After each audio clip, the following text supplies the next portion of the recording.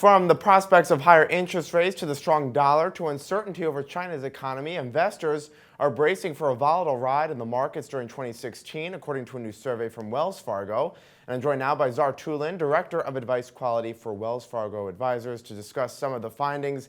And Zar, 75% of respondents see more market choppiness ahead next year. Tell us why.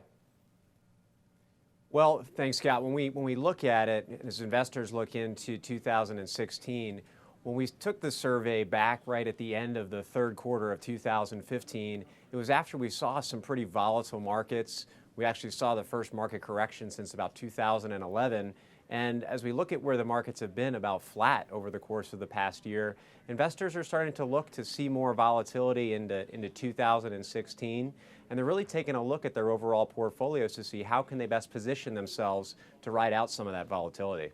And when we talk about volatility, at least in 2015, a lot of it was attributed to the Federal Reserve and whether or not they were going to raise interest rates. Yet 64% of respondents in this survey said the Fed should wait and not raise interest rates when it meets next week. Why do you think that is?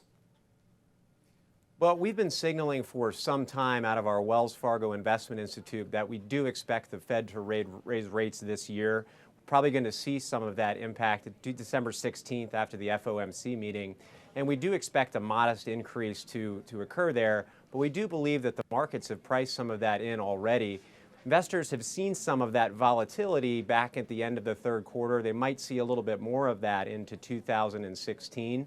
But overall, what investors also told us is that they're okay with where they see the markets going in 2016, and then that rate increase will not have as much of an impact on their overall portfolios. Although the markets, like you mentioned, are pricing in some 90% chance of a rate hike next week, but why are investors, taking the other side of this issue, basically saying that the Fed should hold off on its rate hike? Well, I think if you look back at it, if you look at the 9-year period since we've had an actual increase in rates, they've gotten used to this kind of an economic situation. They've seen some of those impacts, whether it's things like the interest they're paying on their loans, et cetera. So they've gotten used to this general position within the economic landscape, and it's just a little bit of a different perspective for them as they go into 2016. But overall, what we did see is that even though 64% did say that they were waiting to hold off, looking to hold off on some of those rates, they didn't see that as it having an impact on their overall portfolio or the way that they're looking out toward the markets. And in terms of navigating markets volatility, what's your advice? Are there certain sectors that perform better during those times? So what we like right now is we like our cyclical sectors. We have an overweight out of our Wells Fargo Investment Institute looking at consumer discretionary, looking at industrials, and looking at information technology sectors in terms of the areas that the Institute has investors overweight in.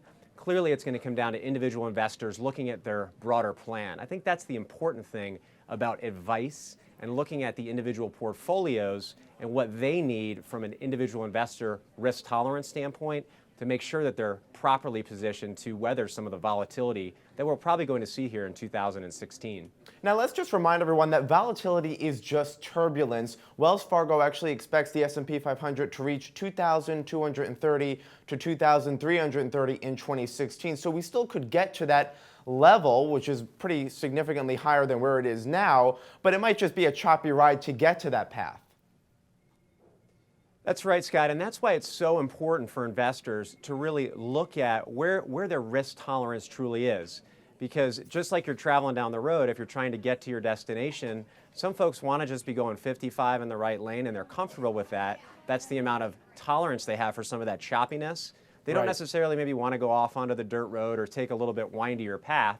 So I think it's a good time for investors to really step back, look at the tolerance they have for risk, and really evaluate their portfolios to see how much choppiness can they withstand. All right, Zar Toolan from Wells Fargo Advisors. Zar, thanks very much for coming on.